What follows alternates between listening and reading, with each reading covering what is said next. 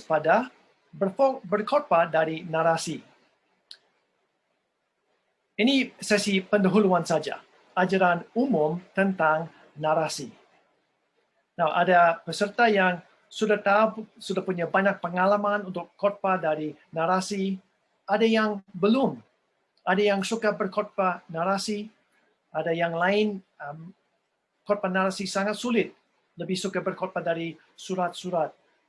Karena surat-surat lebih terus terang, lebih gampang diterapkan. Semoga ini bermanfaat untuk kita semua.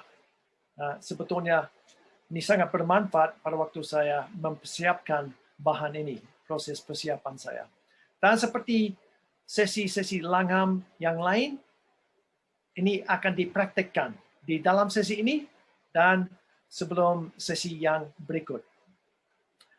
Mudah-mudahan saudara sudah mendapat handout dengan undangan. Kalau tidak, nanti saya akan share screen sedikit.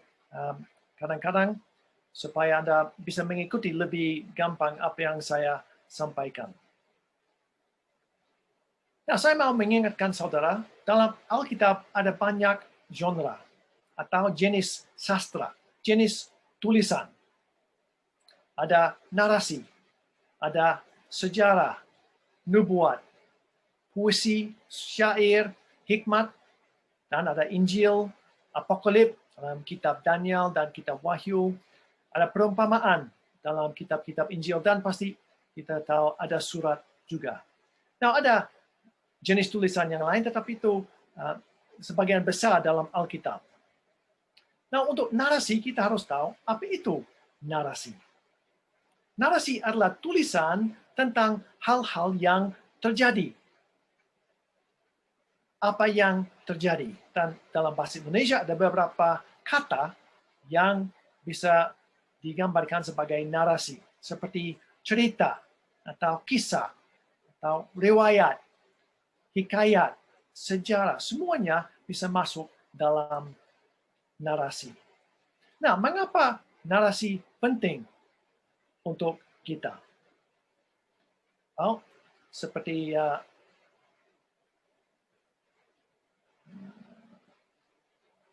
saya coba share screen, tidak jadi, tidak apa-apa. Ada kutipan dari buku hermeneutik. Buku ini sangat baik dari Fee dan Stewart. Hermeneutik, bagaimana menafsirkan Alkitab dengan baik. Ada kutipan ini, Alkitab berisi lebih banyak jenis sastra narasi daripada jenis sastra yang lain. Narasi Alkitab memberitahukan kepada kita tentang hal-hal yang terjadi. Namun bukan sembarangan hal. Tujuannya ialah menunjukkan Allah sedang bekerja dalam ciptaannya dan di antara umatnya. Semua narasi mempunyai alur, cerita, dan tokoh-tokoh. Itu kutipan dari buku itu. Artinya, kalau kita membaca narasi, ada tulisan tentang apa yang terjadi. Dan sering ada alur cerita. Dan ada tokoh-tokoh di dalamnya. Nah, dalam perjanjian lama, sebagian besar tulisan dalam perjanjian lama adalah narasi. Bagaimana dengan perjanjian baru? Sebagian besar dari 4 kitab Injil dan hampir seluruh kitab kisah para rasul berbentuk narasi juga. Kalau ada begitu banyak narasi dalam Alkitab, pasti sangat penting kita memahami bagaimana mengeksposisi narasi dari Alkitab. Nah, malam ini saya mau sharing 3 tantangan untuk menafsirkan narasi dengan baik dan 3 petunjuk untuk menolong kita menafsirkan narasi dengan baik. Kita semua adalah orang Kristen. Sudah diselamatkan dari dosa dan akibatnya oleh pengorbanan Yesus. Jadi kita adalah ciptaan baru. Dan kita ingin tahu, bagaimana harus saya hidup? Saya ingin tahu apa yang baik dan apa yang tidak baik. Artinya kita ingin instruksi dari Tuhan, perintah dari Tuhan. Dan kita cenderung mencari penerapan seperti itu dari Alkitab. Apa yang harus kita perbuat? Oh, pasti lebih simple kalau Alkitab berisi mungkin 1.000 instruksi, 1.000 perintah dari Allah. Ini cara hidup saudara. Tetapi sebetulnya tidak seperti itu. Ada banyak perintah yang jelas. Banyak perintah dari Yesus sendiri, seperti dalam Matius 7 ayat 12 sebagai contoh.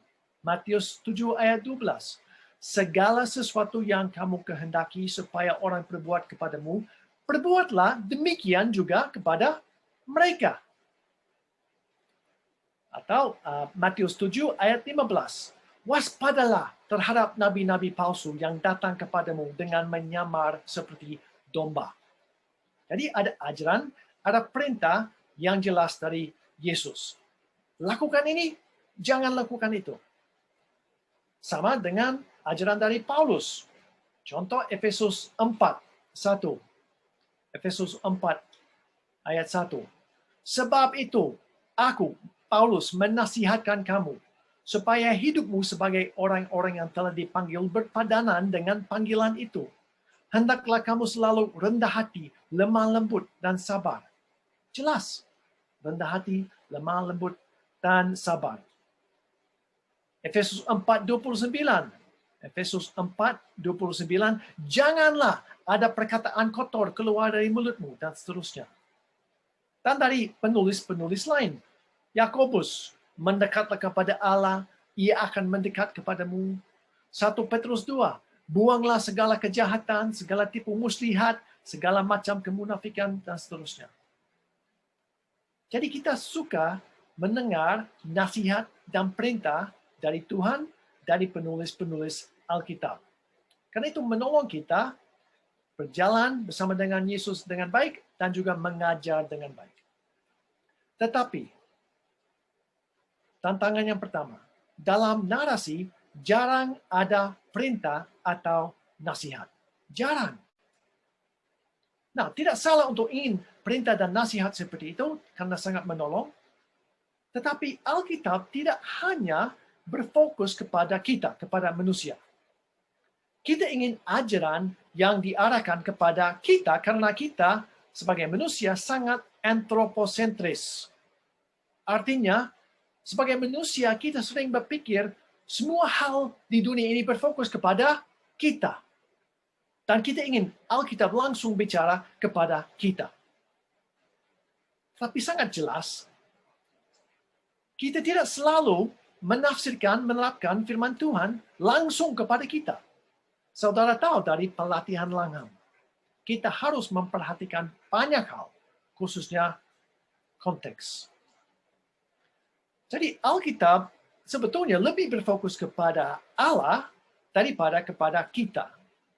Yang lebih penting, kita belajar tentang karakter dan perbuatan Allah. Karakter dan perbuatan Bapa, Putra, dan Roh Kudus dari Alkitab. Jadi kebanyakan isi Alkitab tidak memberikan nasihat kepada kita, tetapi mengajar kita tentang Tuhan dan karakter Dia. Tapi juga kita belajar melalui narasi dan cerita. Karena itu ditulis dalam Alkitab. Pasti Tuhan ingin kita belajar dari narasi dan cerita. Tidak hanya cerita karena menarik, tetapi Dia mau kita belajar. Jadi ini masalah yang terbesar untuk memahami narasi dengan baik. Narasi menceritakan apa yang terjadi tanpa penjelasan dan penerapan. Kadang-kadang ada, tetapi biasanya tidak menjelaskan mengapa sesuatu terjadi. Saya mau pakai contoh dari Lukas 19. Lukas 19. Kita akan pakai contoh itu ini beberapa kali dalam sesi ini. Tolong buka Lukas 19. Cerita tentang Zakius. Nah, anggapan saya, asumsi saya bahwa saudara sudah tahu cerita itu. Nah, dalam cerita ini, tidak ada perintah, jangan menjadi pemungut cukai seperti Zakius. Jangan menipu orang lain. Jangan memeras orang lain. Tidak ada perintah seperti itu. Dan tidak ada perintah dari Yesus untuk menjadi pengikut aku, Anda harus bertobat dan membayar hutang 4 kali lipat. Tidak ada. Tetapi kita masih bisa belajar dari narasi. Karena ada ajaran yang tersirat. Nanti saya menjelaskan. Dan juga ajaran dalam kitab-kitab Injil lebih berfokus kepada identitas Yesus. Yang kita akan bahas sesi yang berikut. Oke, itu yang pertama. Yang kedua, tantangan yang kedua, narasi sering tidak menceritakan semua yang ingin kita tahu. Narasi sering tidak menceritakan semua yang ingin kita tahu.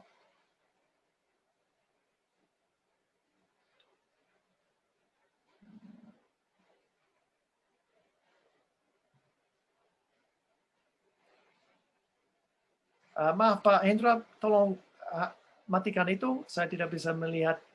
Ya, makasih.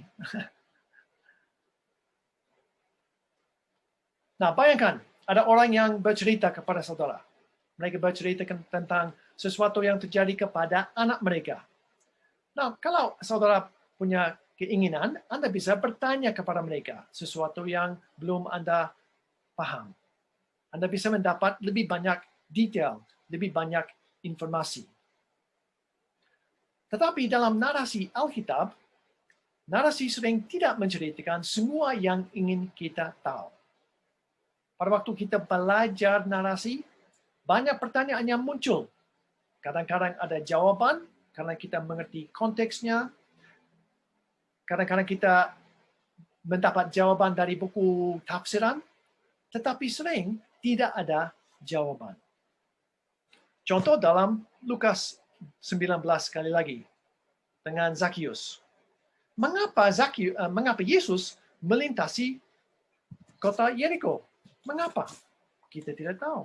Mengapa Yesus harus menumpang di rumah Zakheus? Harus.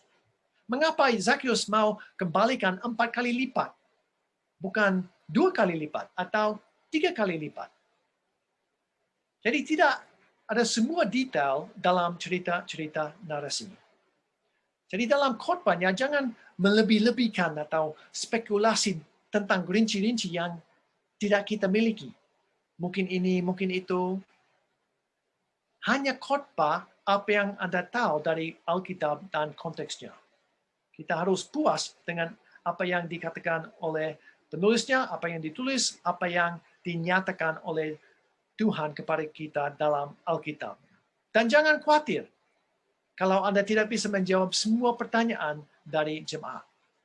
Sebagai hamba Tuhan, sebagai pelayan, kita tidak pernah punya semua jawaban kepada pertanyaan-pertanyaan.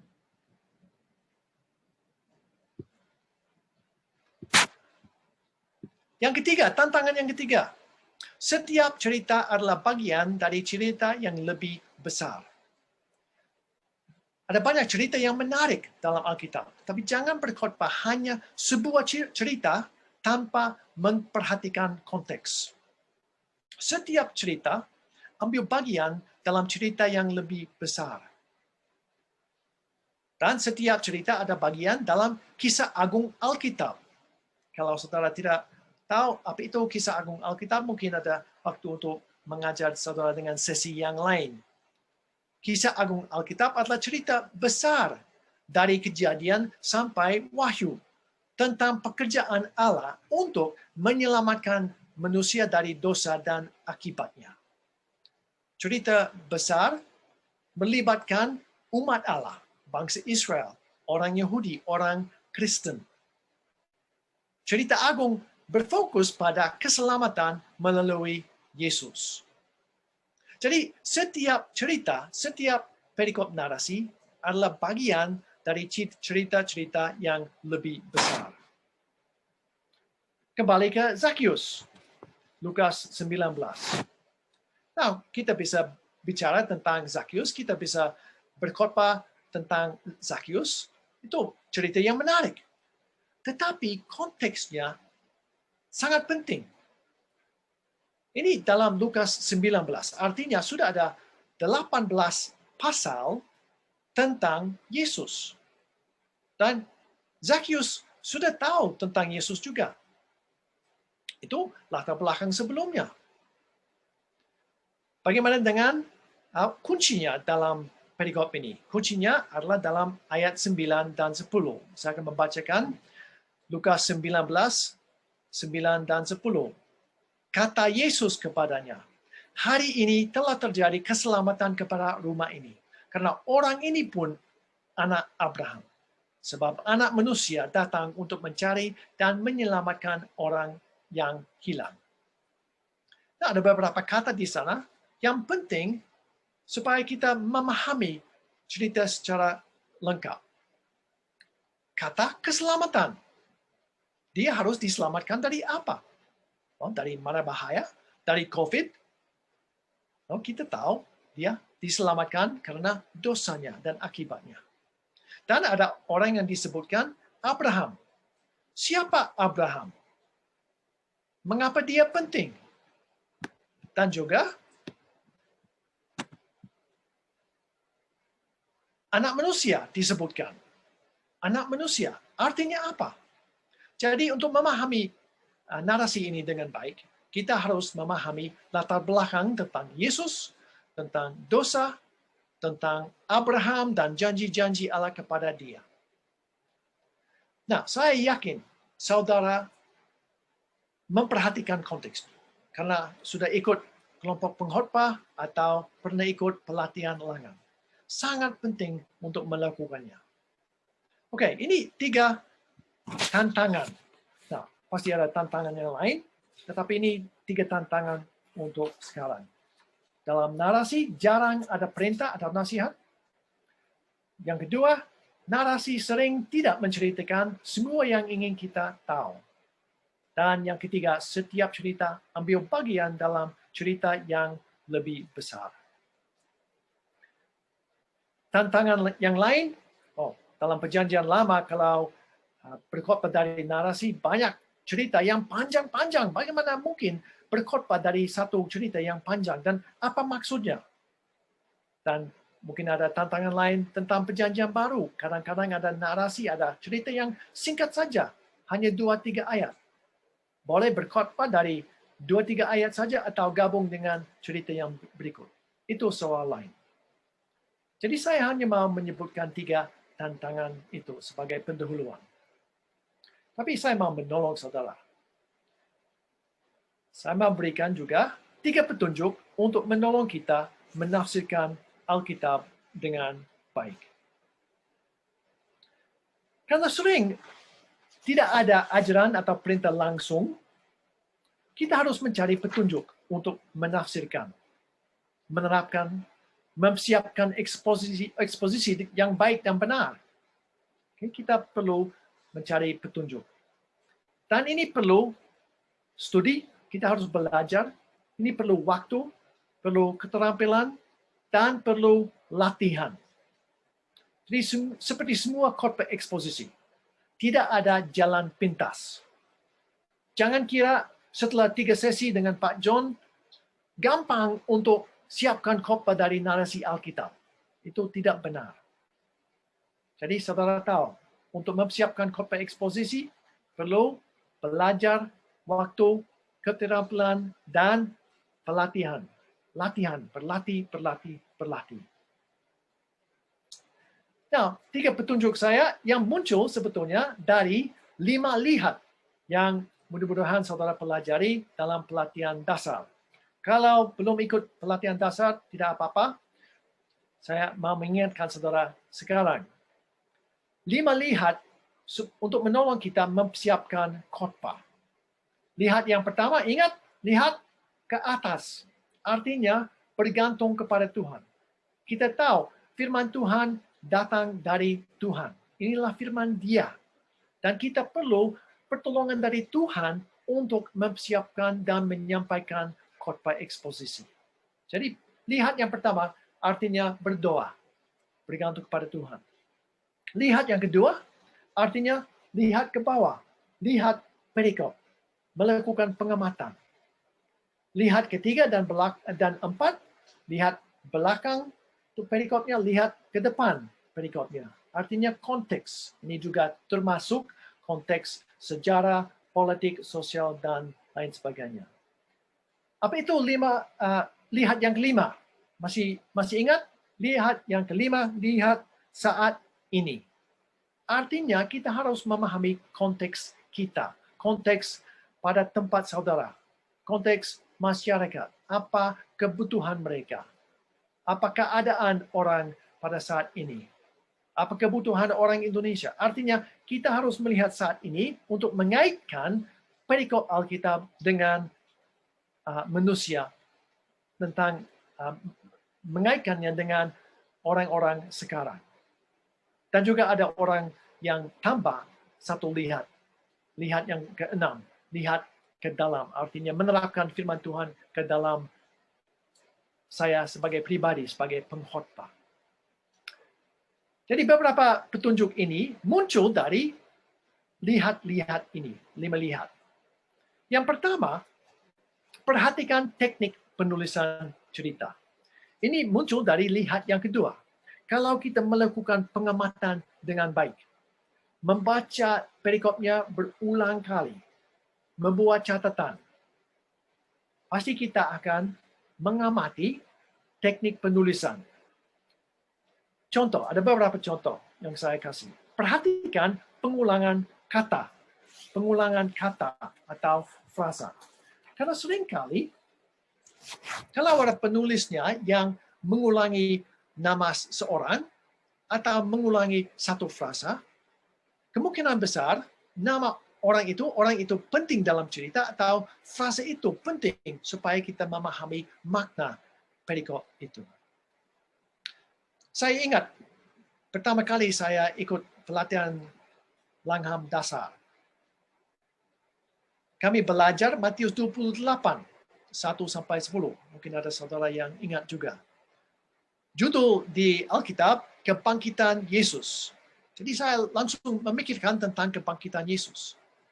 Tapi pada waktu saya melakukan pengamatan, saya mengamati ada tokoh-tokoh yang diulangi banyak kali. Itulah perempuan-perempuan. Maksudnya, mereka penting dalam perikop itu. Sebelumnya saya tidak sadar. Tapi dari pengamatan, saya lihat mereka punya peran yang penting dan arti yang penting untuk memahami perikop itu dengan baik. Jadi perhatikan pengulangan kata dan frasa. Karena itu penekanan dari penulisnya. Juga perhatikan, ini tentang teknik penulisan, komentar penjelasan dari penulis.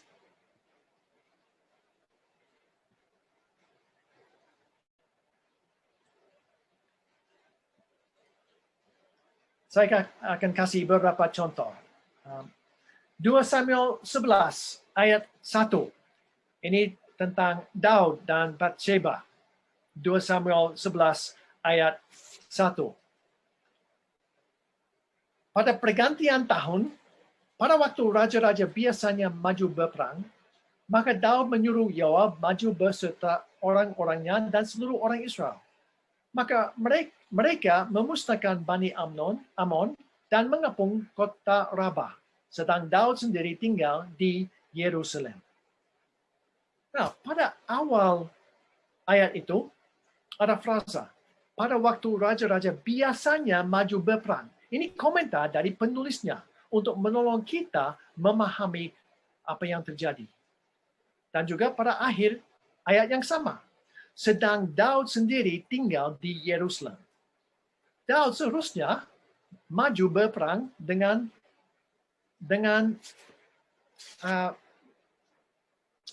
army, dengan pasukan. Tetapi dia tidak. Jadi itu komentar yang menolong kita. Dan pada akhir perikop itu, 2 Samuel 11, 27:3C, 27C, tetapi hal yang telah dilakukan Daud itu adalah jahat di mata Tuhan. Komentar, kalau kita tidak sadar apa yang dilakukan Daud jahat, ada komentar untuk menolong kita. Ada komentar juga dalam Lukas 19 sebagai contoh.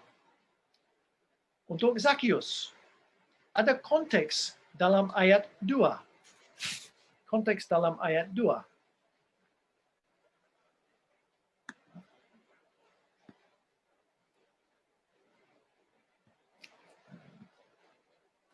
Jadi, saya membaca Lukas 19 ayat 2.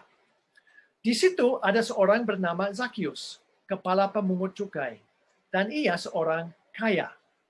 Ini informasi untuk kita sebagai pembaca.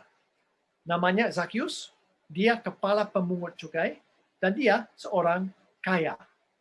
Informasi ini tambah pemahaman kita tentang cerita itu. Contoh yang terakhir di handout, di handout saya salah ketik bukan Yohanes 3 ayat 12 tetapi Yohanes 2 ayat 11. Yohanes 2 ayat 11. Perkawinan di Kana. Dan setelah kita membaca cerita itu, ada komentar dari Yohanes. Hal itu dibuat Yesus di Kana di Galilea sebagai yang pertama dari tanda-tandanya, dan dengan itu ia telah menyatakan kemuliaannya dan murid-muridnya percaya kepadanya, kepada Yesus. Jadi Yohanes menjelaskan kepada kita arti dari peristiwa itu di Kana, supaya kita lebih memahami makna perikop, makna narasi itu, makna cerita. Jadi kadang-kadang ada komentar dari penulisnya supaya kita lebih memahami artinya narasi itu. Juga ada struktur cerita. Kadang-kadang struktur itu bisa menolong kita, khususnya dalam cerita yang panjang seperti dalam Perjanjian Lama. Banyak cerita punya pola yang sama atau alur yang mirip. Pikirkan tentang sebuah film untuk anak-anak. Pada awal banyak film ada pendahuluan, memperkenalkan tokoh-tokoh, apa situasinya. Lalu ada masalah. Dan lanjutkan dengan masalah yang lebih besar. Seringkali ketegangan naik. Jadi ada ketegangan. Bagaimana menyelesaikan masalah itu? Apa solusinya? Jadi ketegangan naik sampai ada klimaks dalam cerita itu. Bagaimana masalah ini akan diresolusi, diselesaikan. Contoh, pikirkan tentang cerita tentang Daud dan Goliat. 1 Samuel 17. Daud dan Goliat. Itu pasal yang panjang. Pada awalnya ada pendahuluan, tetapi langsung ada masalah. Siapa akan melawan Goliat? Siapa akan mengalahkan Goliat? Siapa akan menyelamatkan bangsa Israel? Lalu kita mencari informasi tentang Daud. Dan ketegangan naik karena belum ada orang yang bisa melawan Goliat. Mungkin Daud bisa melawan dia. Sampai akhirnya dia menghadapi dengan Goliat tanpa perlengkapan senjata. Jadi pertanyaannya, apakah dia akan menang? Bagaimana dia akan menang? Dan di puncak itu dan resolusi atau solusinya, seringkali kita menemukan poin yang paling penting dalam perikop itu, dalam cerita itu. Itu juga terjadi dalam Perjanjian Baru, tetapi tidak sesering sebagai Perjanjian Lama. Seperti dalam cerita tentang Zakius, Lukas 19 sekali lagi. Ayat 1 dan 2 ada pendahuluan, informasi. Tapi langsung ada masalah. Nah, sebetulnya untuk cerita Zakius ada dua masalah. Masalah yang pertama, bagaimana Zakius akan melihat Yesus? Karena ada banyak orang dan badannya pendek. Langsung ada solusi. Solusinya apa? Dia naik pohon. Lalu Yesus datang, melihat Zakius, mengundang dia untuk turun supaya Yesus bisa mengunjungi dia di rumahnya. Tapi itu masalah yang kedua. Karena mengapa Yesus mau bertemu dengan Zakheus? Jelas, dia orang berdosa. Dan ketegangan naik. Apa solusi? Apa resolusinya? Well, resolusinya, Zakheus bertobat, mengembalikan uang. Yesus mau bertemu dengan dia karena dia orang berdosa, supaya Zakheus bisa selamat. Dan itulah hasil. Hari ini telah terjadi keselamatan kepada rumah ini. Nah, kita tidak harus melihat struktur, tetapi bisa menolong kita memahami cerita-cerita. Dan dalam 2 sesi ke depan, kita akan memakai alur cerita untuk menolong kita memahami poin-poin yang penting dalam cerita-cerita. Oke, itu satu petunjuk dengan beberapa bagian. Memperhatikan teknik bercerita. Nah, saya ingin saudara mempraktekkan ini sekarang. Ambil waktu 5 menit supaya saya bisa bernafas, bisa berhenti. Dan praktekkan ini dengan Kisah Para Rasul 14, 1-7. Membacanya dengan cepat dan mencari masalah dalam perikop itu dan mencari solusinya. Itu contoh yang sederhana, tapi saya mau saudara lakukannya sebagai prakteknya. Kisah Para Rasul 14, 1-7. Apa masalah dalam perikop itu dan apa solusinya. Mungkin Pak Hendra bisa main musik di belakang selagi saudara praktekkan ini.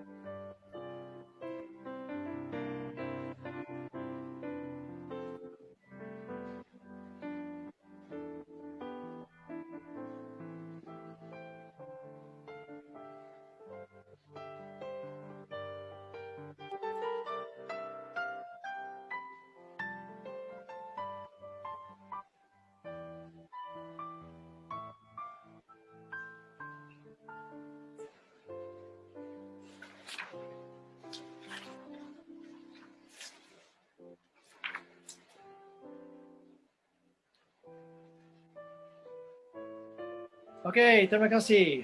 Waktunya sudah habis. Oke, apa yang saudara menemukan? Tidak ada waktu untuk mendengar banyak suara, tapi ini contoh yang sederhana. Mudah-mudahan setelah melihat ada banyak orang yang percaya kepada Paulus dan Barnabas, tetapi ada yang menolak mereka. Itu masalah, orang yang menolak mereka. Solusinya apa? Sebetulnya ada satu solusi dalam ayat 3. Paulus dan Barnabas tinggal beberapa waktu yang lama di situ. Mereka mengajar dengan berani. Tuhan menguatkan berita tentang kasih karunia-Nya. Lalu mereka melakukan mujizat dan kemungkinan besar ada orang lain yang percaya kepada Yesus juga. Jadi ada masalah, orang menolak mereka. Mereka tidak putus asa, mereka terus mengajar. Itu satu solusi. Tetapi masih ada masalah lain. Ayat 5, menimbulkan suatu gerakan untuk menyiksa dan melempari kedua rasul itu dengan batu. Jadi itu lebih ancaman lebih besar daripada penolakan. Jadi solusi untuk itu mereka pergi ke kota lain untuk memberitakan Injil lagi. Jadi dari dua masalah itu kita menemukan solusi dan itu menolong kita memahami perikop itu lebih baik.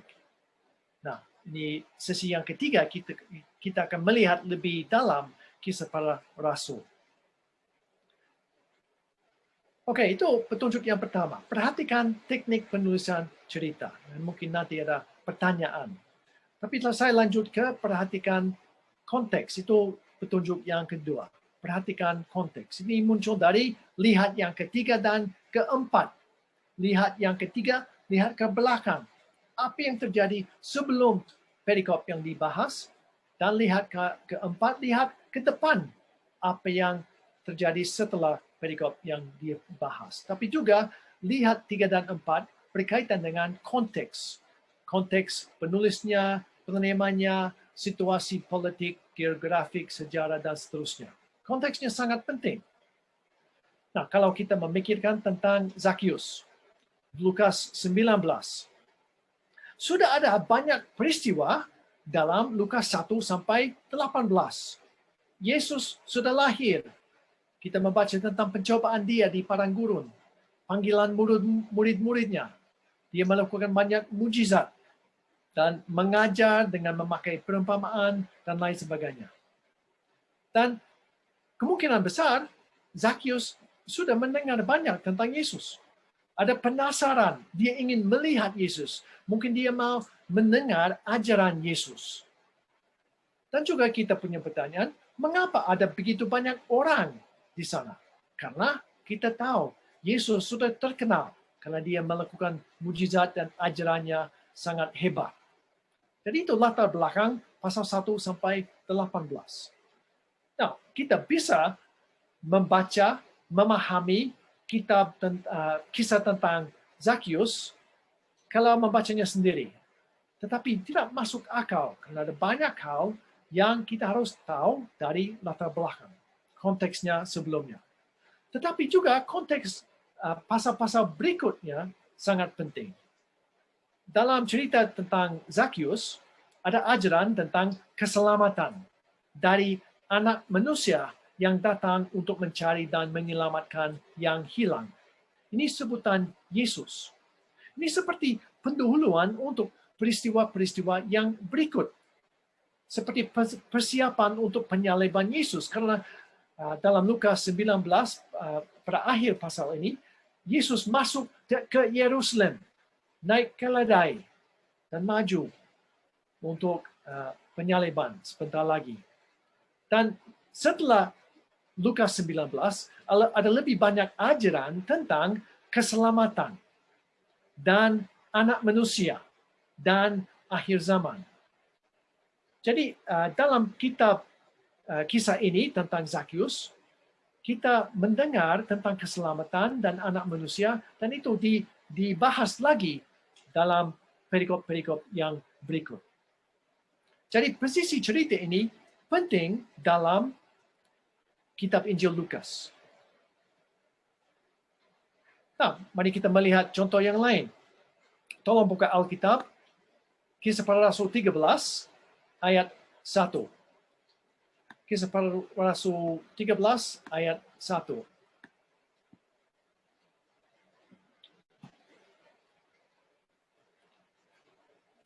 Saya akan bacakan.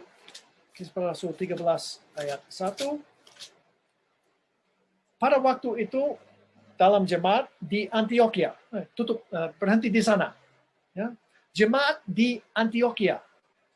Nah, kita bertanya, siapa mereka? Nah, mengapa itu penting? Oh, itu sangat penting. Kita harus tahu tentang siapa mereka. Kalau lihat konteksnya, kembali ke Kisah Para Rasul 11 ayat 19. 11 ayat 19. Sementara itu, banyak saudara-saudara telah tersebar karena penganiayaan yang timbul sesudah Stefanus dihukum mati. Mereka tersebar sampai ke Fenisia, Siprus, dan kemana? Antioquia.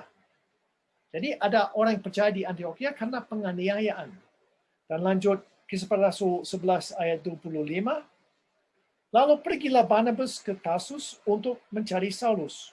Dan setelah bertemu dengan dia, ia membawanya ke Antioquia. Mereka tinggal bersama-sama dengan jemaat itu 1 tahun lamanya, sambil mendengar banyak orang, mengajar banyak orang. Di Antioquia lah murid-murid itu untuk pertama kalinya disebut Kristen. Jadi kalau kita tidak tahu konteks tentang Antioquia, pemahaman kita tentang apa yang terjadi berikutnya kurang.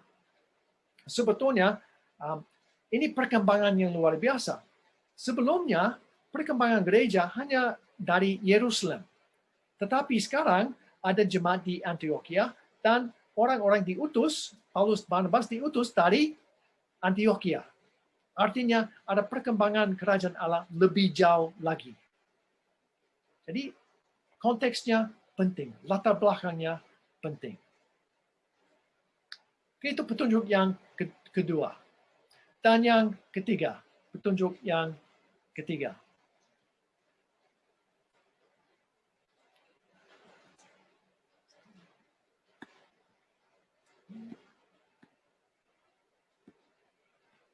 Mencari ajaran tersirat atau prinsip dasar. Mencari ajaran tersirat atau prinsip dasar. Nah, karena narasi sering tidak mengajar langsung, tidak ada perintah atau nasihat, tetapi kita harus mencari ajaran di dalamnya dan ada ajaran yang tersirat.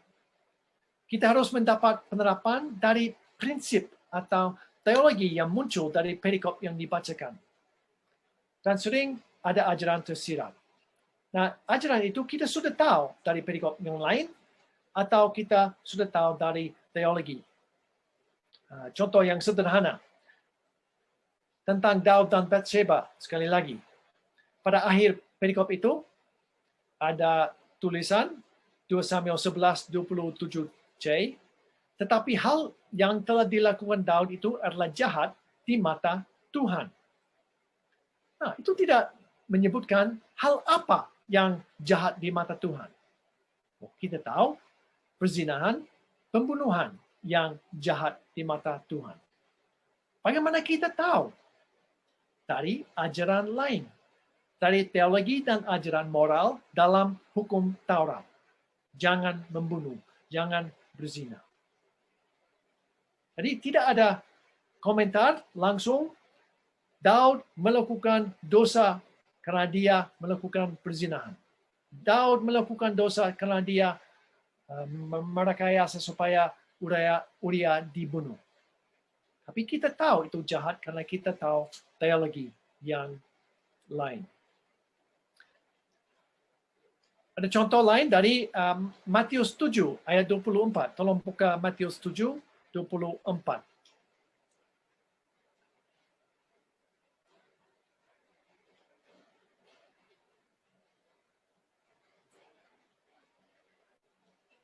Matius 7:24.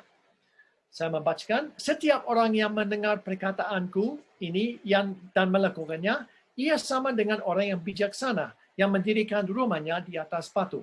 Lalu dia memberikan contoh dalam cerita yang sangat lazim bagi kita. Tetapi tidak ada perintah, taatilah ajaran saya. Taatilah apa yang saya katakan. Ajaran itu tersirat dan dijelaskan dengan memakai perumpamaan. Nah, itu sekali lagi contoh yang sangat simple, sederhana. Sekali lagi, tolong buka Matius 8, 18 sampai 22. Matius 8, 18 sampai 22. Nah, saya tidak akan membacanya, tapi melihatnya sekilas.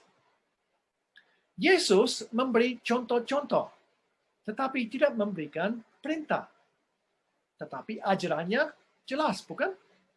Ada harga tinggi untuk menjadi pengikut Yesus. Atau dalam tulisan atau perkataan lain, pengikut Yesus harus memikul salib dan mengikut Yesus. Harus memikul salib. Jadi kita harus mencari ajaran yang tersirat. Dan kita akan lakukan dalam sesi yang kedua dan yang ketiga. Tetapi sekarang, tolong praktekkan ini selama 2-3 menit dengan contoh yang sangat sederhana.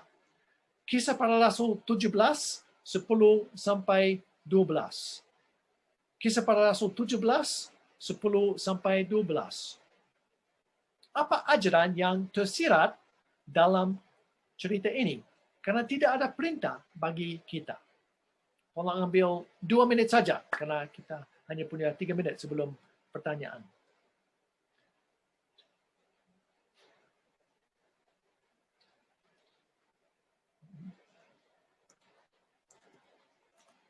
Kisah Para Rasul 17, 10 sampai 12.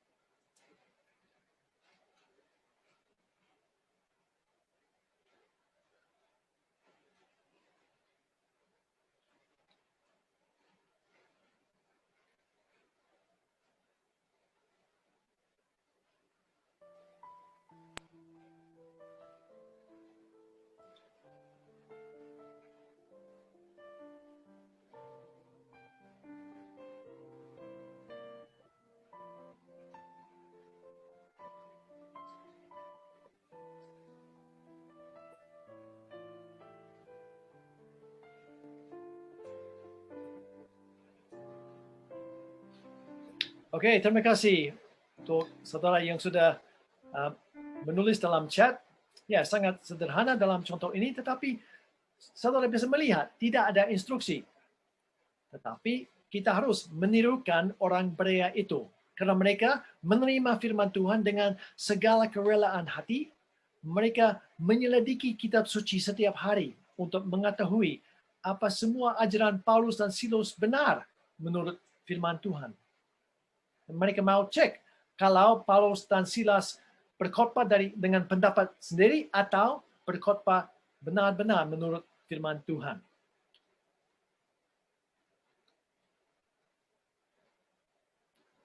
Oke, itu petunjuk yang ketiga. Nah, saya tahu ada banyak saudara yang punya banyak pengalaman untuk berkhotbah, dan mungkin sesi pendahuluan ini terlalu sederhana.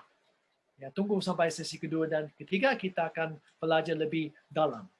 Ini pendahuluan saja yang saya berikan 3 tantangan. Waspada untuk tantangan ini menafsirkan narasi dengan baik. Jarang ada perintah atau nasihat. Yang kedua, narasi sering tidak menceritakan semua yang ingin kita tahu. Dan yang ketiga, setiap cerita ambil bagian dalam cerita yang lebih besar, harus memperhatikan konteks. Itu satu petunjuk untuk menolong kita. Yang pertama, perhatikan teknik penulisan, alurnya, pengulangannya, teknik-tekniknya. Yang kedua, perhatikan konteks. Ya. Dan yang ketiga, mencari ajaran tersirat atau prinsip dasar. Karena sering tidak ada nasihat atau perintah. Dan mudah-mudahan saudara bisa ikut sesi kedua yang ketiga untuk belajar lebih dalam. Oke, saya berterima kasih dan menyerahkan kepada Pak Hendra sekali lagi. Terima kasih Pak John. Nampaknya rekan-rekan juga mengikuti dengan baik nih ya. Ada Bu Gita juga tadi coba menjawab dari teks yang terakhir kita bahas di Kisah Rasul 17 ayat 10 sampai 12 ya. Ada Pendeta Jesse juga rekan-rekan yang lain yang memberikan tanggapannya. Bapak dan Ibu, saatnya kita akan memperdalam untuk bagian-bagian dari apa yang sudah dibagikan Pak John. Ingat ini sebagai pengantar awal ya Pak John ya, karena nanti akan ada banyak sekali hal yang jauh lebih dalam yang akan Pak John sampaikan di sesi-sesi berikut. Silakan Bapak dan Ibu, jikalau ada pertanyaan boleh via chat atau Bapak dan Ibu bisa langsung bersuara untuk menyampaikan pertanyaan kepada Pak John.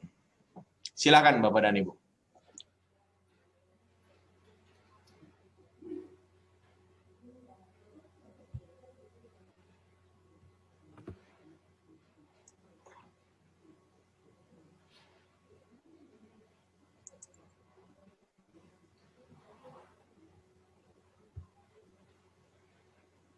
Nampaknya semuanya jelas nih Pak John.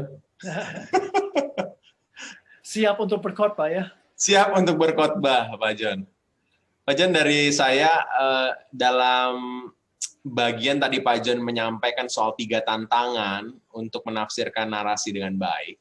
Pada bagian nomor 3, setiap cerita adalah bagian dari cerita yang lebih besar. Bagi kita yang benar-benar sangat awam dengan koneksi-koneksi cerita yang lain, ketika kita membaca satu perikop kisah narasi, apa yang sebaiknya kita lakukan agar, tadi Pak John mungkin sudah menjelaskan juga sebenarnya, agar kita bisa mengkoneksikan cerita itu, narasi itu dengan cerita-cerita yang lebih besar. Apa sih pertanyaan-pertanyaan pembantu untuk kita bisa membantu kita menghubungkan dengan kisah-kisah yang lain, Pak John? Oke. Jadi sebagai contoh, kembali ke Zakheus, Lukas 19. Bagaimana cerita itu menolong kita memahami tentang cerita besar. Nah, cerita besar dalam Alkitab berfokus pada keselamatan melalui Yesus. Dan sebetulnya pada akhir cerita itu tentang Zakheus, Yesus berkata, keselamatan sudah datang ke rumah ini. Anak manusia datang untuk menyelamatkan mereka yang hilang. Nah, sebetulnya ini Injil banget, ya. Jadi itu satu bagian untuk cerita besar. Itu sangat sederhana, tapi sangat erat. Untuk cerita-cerita yang lain, lebih sulit. Kembali ke Perjanjian Lama, contoh yang sudah saya pakai dengan Daud dan Goliat. Nah, jangan hanya berkhotbah tentang Daud dan Goliat di luar konteks. Nah, Daud adalah contoh yang luar biasa, tetapi apa ancaman pada saat itu? Ancamannya, kalau Goliat menang, bagaimana dengan bangsa Israel? Bagaimana dengan janji-janji yang diberikan kepada Abraham? Bagaimana dengan um, perkembangan umat Allah dan kemajuan ke perjanjian baru? Jadi jangan hanya berfokus pada cerita itu, tetapi apa kaitan itu dengan janji-janji Tuhan? Nah, untuk perjanjian lama, kembali ke janji-janji yang Tuhan buat dengan Abraham. Janji untuk tanah, untuk berkat, dan keturunan. Untuk setiap narasi dalam perjanjian lama bertanya, yang mana yang terancam? Untuk Goliat dan Daud, yang terancam adalah keturunan. Bagaimana dengan umat Allah? Apakah umat Allah akan dihancurkan? Kalau begitu, bagaimana dengan janji bahwa keturunan Abraham akan menjadi berkat untuk segala kaum di muka bumi? Okay, dan untuk perjanjian baru, ya, bagaimana cerita ini berkaitan dengan Yesus dan keselamatan. Karena itu menjadi fokus untuk perjanjian baru. Mungkin saya bisa tambah, saya membuat catatan dan tambah minggu depan juga. Ya. Terima kasih Pak John ya. Ini berhubungan juga mungkin ya dengan apa yang tadi Pak John sampaikan soal 5 cara pandang. Bagian ini mungkin ada nomor 3 dan 4 itu ya, ke belakang dan ke depan begitu ya. Ya. Terima kasih sekali Pak John. Ada pertanyaan dari Ibu Sandra Pangke, bertanya, bolehkah dijelaskan apa yang dimaksud dengan narasi? Apa perbedaannya narasi dengan sejarah, Pak John? Bu Sandra mengatakan nampaknya mirip ya, begitu. Boleh dijelaskan, Pak John? Ya, sebetulnya sejarah adalah sub dari narasi. Narasi mencakup cerita apa yang terjadi, sejarah. Jadi sejarah ada sub dari narasi. Ya. Tetapi kita masih harus menafsirkan sejarah. Sejarah dalam Alkitab tidak ditulis untuk supaya menarik. Kita harus terus coba menafsirkannya. Itu masalahnya. Itu tantangannya, bukan masalah. Tantangan. Ya. Terima kasih, Pak John. Ada pertanyaan kemudian dari Ibu Reni. Ibu Reni mohon diberikan penjelasan dari Pak John tentang kisah para rasul 13 ayat 1, Pak John. Ya. Kisah para rasul 13 ayat 1. Ya. Ya. Untuk konteks jauh dan konteks dekatnya, dan ajaran yang tersirat itu apa ya Pak John? Wah, ini dirangkum semua nih pertanyaannya, materi Pak John. Silakan Pak John. Oke, ya. Itu komentar yang sangat baik. Karena untuk konteksnya, ada konteks yang dekat, artinya konteks sebelum, konteks setelah perikop itu, yang saya mengacu pada Kisah Para Rasul 11, itu konteks sebelumnya, jemaat Antioquia berasal dari mana? Karena penderitaan di Yerusalem. Itu konteks dekat. Tetapi konteks jauh, ini perkembangan jemaat di Antioquia dan pengutusan Paulus dan Barnabas dari mereka, itu satu bagian dalam perkembangan Injil ke seluruh dunia. Dari Kisah Para Rasul 1 ayat 8, Injil akan tersebar ke Yudea, Samaria, sampai ujung bumi. Dan ini satu bagian dalam cerita besar itu. Nah, untuk ajaran tersirat, tidak ada ajaran tersirat dalam satu ayat. Harus belajar satu perikopnya. Dan bagian Kisah Rasul 13 ini adalah bagian peralihan ya Pak John ya, dari Petrus ke Paulus ya Pak John ya. Ya. Dan ini kisah yang jadi titik tengah di Kisah Para Rasul. Sangat menarik sekali Ibu Reni. Silakan Bapak dan Ibu kalau ada yang mau bertanya langsung. Kita masih punya cukup waktu, sekitaran 18 menit kita bisa bertanya jawab.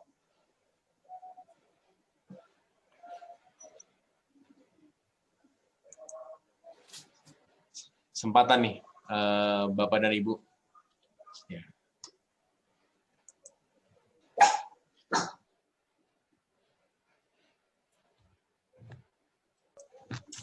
Atau kalau ada pertanyaan, boleh WA Pak Engel dan dia lanjutkan ke saya supaya bisa menjawab sesi yang berikut. Baik Pak John, ya itu bisa nanti Pak Engel bisa menuliskan WhatsApp-nya di chat box. Dari Bu Jessi ada tanggapan ya, ajaran tersirat dari Kisah Rasul 13 ya. Bisakah bahwa perkabaran Injil bisa jadi menghadapi tantangan, tapi selalu ada pertolongan dan jalan keluar. Itu pesan yang tersirat dalam Kisah Rasul 13, begitu Pak John? Sebetulnya saya belum belajar Kisah Rasul 13 hari ini, jadi saya tidak bisa menjawab langsung. Sesi yang ketiga kita akan berfokus pada Kisah Rasul, lalu saya akan menjawab lebih dalam tentang kitab itu pada saat itu. Ya. Baik. Pak John, ada pertanyaan menarik juga nih dari Ibu Elizabeth Sapakoli yang menanyakan gini, bagaimana Pak kita bisa membuat persiapan narasi pada pelayanan anak untuk cara menyampaikan pada anak-anak kelas kecil bagaimana Pak? Begitu. Pak John ngajar sekolah minggu juga loh. Dulu, sekarang tidak lagi. Saya takut untuk mengajar sekolah minggu. Ya, itu pertanyaan yang sangat baik karena seringkali anak-anak mendengar cerita yang menarik seperti Daud dan Goliat, tetapi mereka tidak diajarkan cerita besar. Jadi dorongan saya jangan lupa mengajar cerita besar dari Kejadian sampai Wahyu. Bahwa Daud adalah punya peran yang penting supaya umat Allah berkembang, supaya janji-janji Allah digenapi. Jadi mungkin untuk sekolah minggu buat program untuk menjelaskan cerita agung Alkitab dari Kejadian, Abraham, Keluaran, beberapa peristiwa. Pasti ada bahan-bahan di dalam bahasa Indonesia. Jadi saran saya, kalau mengajar satu cerita, coba mengaitkan cerita itu dengan cerita besar, atau mengaitkan dengan Yesus, atau mengaitkan dengan janji-janji yang dibuat dengan Abraham. Hanya sedikit, karena pasti mereka tidak mengerti banyak. Tapi kalau mengabaikannya sama sekali, anak-anak dibesarkan dan kira Alkitab hanya berisi cerita-cerita. Tidak ada cerita besar sama sekali. Dan juga mereka diajarkan moral-moral saja dan tidak diajarkan tentang karakter Allah. Karena karakter Allah muncul dalam banyak cerita seperti Daud dan Goliat. Allah melindungi umatnya dari dimusnahkan. Jadi itu mengenai Allah juga. Jadi saran saya, ya boleh mengajar cerita, tapi jangan lupa mengajar tentang peran Yesus atau peran Allah dalam cerita itu, khususnya dari Perjanjian Lama. Terima kasih Pak John. Jadi kita nggak fokus pada satu cerita, anak-anak menikmati cerita itu, tapi juga diberikan kesadaran pada rangkaian besar kisah-kisah Alkitab ya, Pak John. Ya, yaitu tantangan lebih besar lagi untuk mengajar anak-anak. Ya, itu tantangan yang lebih besar lagi karena harus menghubungkan kisah yang kita ceritakan dengan banyak kisah-kisah lain. Ya, dengan contoh yang sederhana. Silakan Bapak dan Ibu, kalau ada yang bertanya lagi, kalau ada yang mau ditanyakan. Di tempat pelayanan saya ada satu bahan ajar sekolah minggu yang dirangkai dengan konsep sejarah suci. Jadi dari bulan Juli memulai kisah penciptaan, lalu terus sampai dengan akhirnya bulan Juni itu kisah para orang-orang yang seperti Paulus, para saksi-saksi iman di gereja mula-mula. Jadi dari sejarah penciptaan sampai dengan karya Roh Kudus diceritakan dalam rangkaian seperti Pak John sampaikan. Ketika bicara soal Daud Goliat, itu adalah bagian dari rangkaian sejarah suci Tuhan yang begitu besar. Saya pikir kalau Bapak dan Ibu memerlukannya, bisa ada link yang saya akan share di chat box dan Bapak dan Ibu bisa download. Silakan. Terima kasih. Baik, ada lagi Bapak dan Ibu? Kalau tidak ada, jangan diada-adain ya Pak John ya. Supaya nanti ketika sesi yang berikutnya kita sudah siap untuk bisa menggali jauh lebih dalam. Ini sangat pengantar, dan tentunya ada banyak hal detail-detail yang baru, detail-detail yang lebih dalam lagi, baik rekan-rekan yang mungkin sudah berulang berkhotbah, maupun juga rekan-rekan yang baru rindu untuk memakai kesempatan pelatihan ini, mempersiapkan diri untuk menyampaikan berita firman. Ini sangat baik sekali. Kita akan berjumpa di sesi yang berikutnya. Pak John, boleh disampaikan satu kata penutup buat kita pada malam ini? Ya, untuk semua eksposisi, tidak ada satu kunci, tetapi harus berlatih terus. Berlatih terus ya, supaya bisa kita jalankan dengan baik nih semuanya. Terima kasih Pak John. Ya, saya sudah selama 20-30 tahun menjadi pengkhotbah, tapi saya masih suka belajar firman Tuhan. Saya belum menggali semuanya, masih kaya isinya. Jadi jangan kira sudah belajar semuanya, sudah tahu cerita ini, cerita itu. Pasti dari pengalaman pelatihan Langham dasar, masih ingat pertama kali Anda melakukan pengamatan dengan benar-benar pengamatan. Ya, saya berdoa supaya saudara semua masih punya kerinduan dan kasih untuk mau belajar firman Tuhan terus. Ya, terima kasih. Terima kasih, ini menarik sekali ya, nggak pernah habis nih kekayaan firman Tuhan terus digali, dan kita pasti harus punya semangat juga terus menggalinya ya Pak John ya, karena terlalu banyak hal-hal baik yang Tuhan sudah hadirkan. Ya. Terima kasih Bapak dan Ibu. Pak Engel, apakah ada daftar hadir atau nanti kita pakai report di Zoom-nya ya Bapak dan Ibu, jadi hadirlah, dan semoga Bapak dan Ibu bisa mendapatkan hal-hal yang baik dalam pelatihan ini.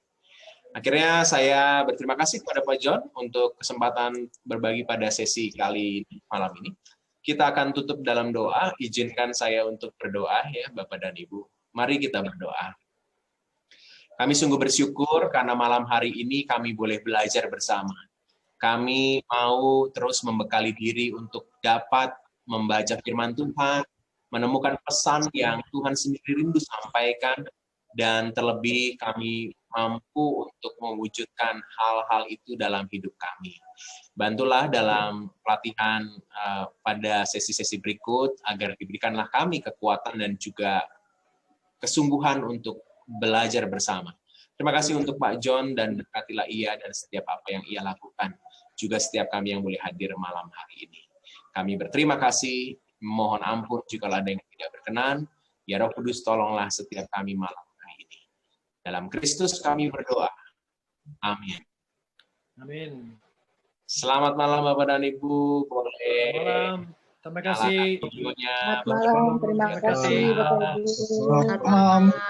Terima kasih Pak Jo. Terima kasih Pak John.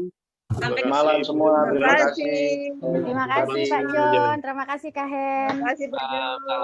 Terima kasih Pak John. Terima kasih. Pamit.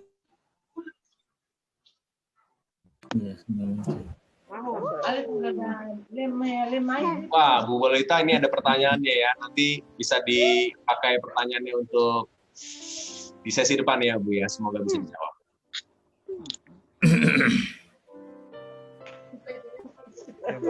Terima kasih. Selamat malam semua. Malam, Bapak. Terima kasih malam Pak. Selamat malam. Bapak Ibu dinantikan minggu depan dalam KP ya. Pamit. Salam. Baik, shalom. Selamat malam, Ipen Jesse. Malam juga. Pamit. Ya. Malam, pamit. Terima kasih semuanya. Mari. Mari. Baik, sampai jumpa Bapak dan Ibu. Di close ya akunnya. Sampai ketemu. Tuhan berkati.